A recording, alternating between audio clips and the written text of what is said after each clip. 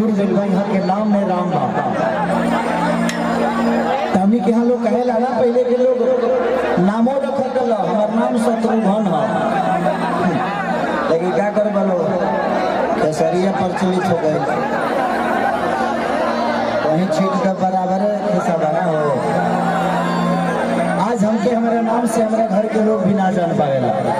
इस समाज हमके खेसरिया बोला से खेसरिया के का ना बोला, ट्रेंडिंग स्टार तो हिस्ट्री स्टार तो मिस्ट्री स्टार हिट मशीन बताओ, इतना नहीं शरीर के लोग मशीन बना दे लोग के प्यारे तो कि माँ के ज्योति से नूर मिलता है, सभी के दिलों को सरूर मिलता है।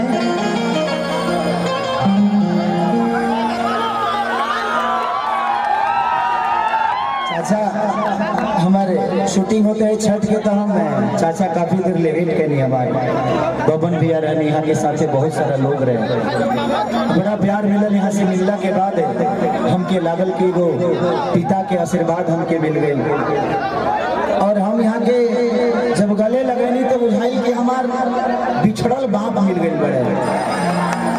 हम कहनी कि जाए जैसा हमारे वादा बा कि कोशिश करे, चाहे हमारे कितनों के नुकसान हो जाए, हमके लागत है कि हमरा और वो के नुकसान से ज्यादा इस जगह के प्यार और मोहब्बत और वो सबके आशीर्वाद बा।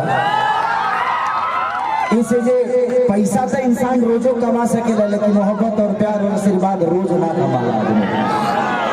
और दुनिया में खेसारी के एक बाप नहीं खान, ऐसा नहीं हमरा लागत है कि करोड़ों बाप बड़े जेकरा आशीर्वाद के चिंता हमेशा खेसरिया के रहेला, और कोशिश करी कि लोगों के आशीर्वाद हमेशा हमके मिलत।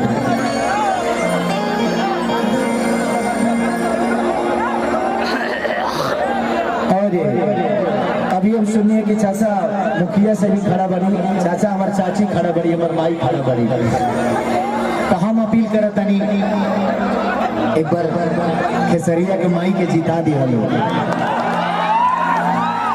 राजनीतिक मंच रहा, लेकिन इमोशन बा अपना परिवार से जुड़ल बात, आदमी बात के बोलला सा, लेकिन ख्याल जरूरत है लोग।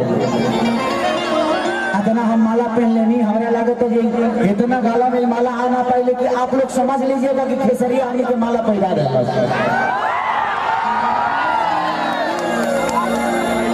कि माँ के ज्योति से नूर मिलता है, सभी के दिलों को सरूर मिलता है, कि माँ के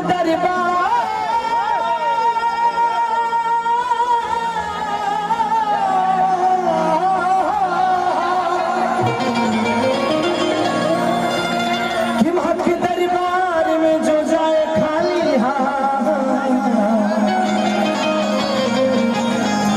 उसे कुछ न कुछ जरूर मिलता है।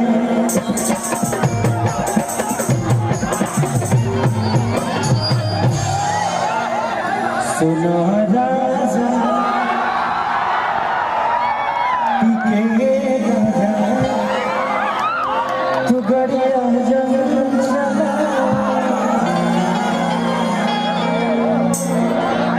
एगो गाना हमारे बड़ा देवी गीत में बाजे रहा कि चुनरिया पिया हो, चुनरिया पिया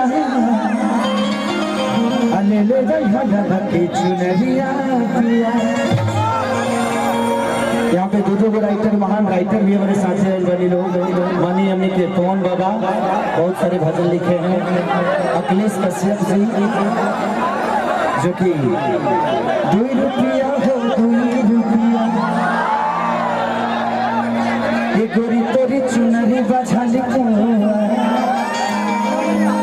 बाबा के बहुत सारा गाना हिट बा, सब धीरे धीरे वो सबके प्यारा से बात के बदल सुना।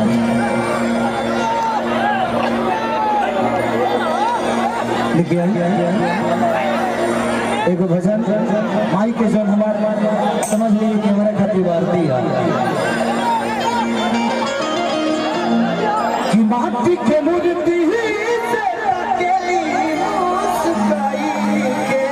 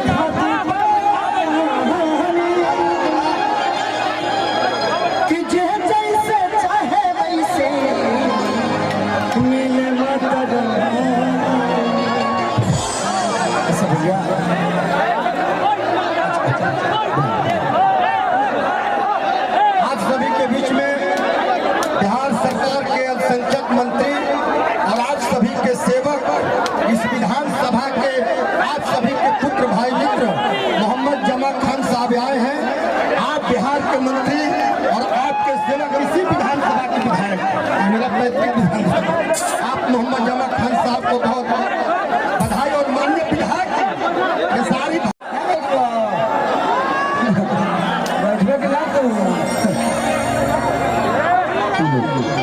चाचा हाथ बचावे सही पहले ही से हाथ टूटल बक्का चाहता नहीं टूट गया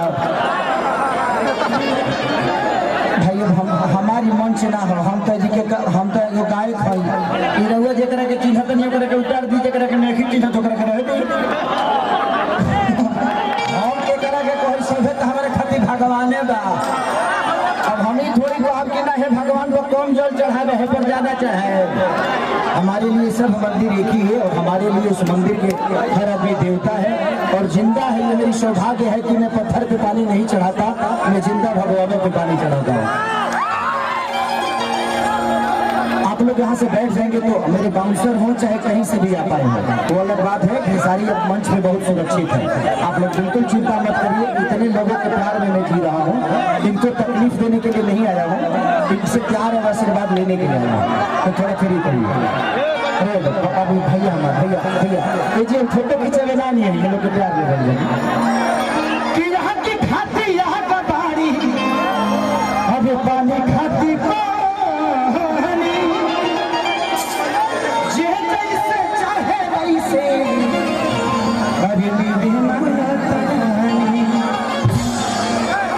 इरादे रोज बनते हैं बनकर टूट जाते हैं, अजमेर वही जाते हैं जिसमें ख्वाजा हो जाते हैं। इस दुनिया में मन्नत तभी पूरी होती है जब भगवान चाहता है, और आज मेरी मन्नत पूरी हुई आप सबके बीच में आने के बाद।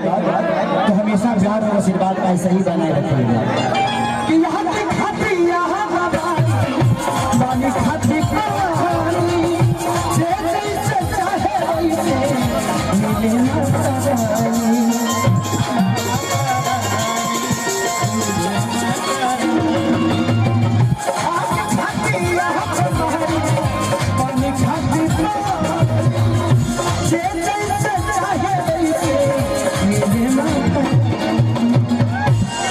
इधर से साइड हो जाएंगे आप लोग, तो भाइयों को तकलीफ नहीं होगी। या तो आप लोग बैठ जाएंगे, यहाँ तो बैठ जाइए क्योंकि उनको वो आई है केसरिया को आशीर्वाद देने के लिए ना।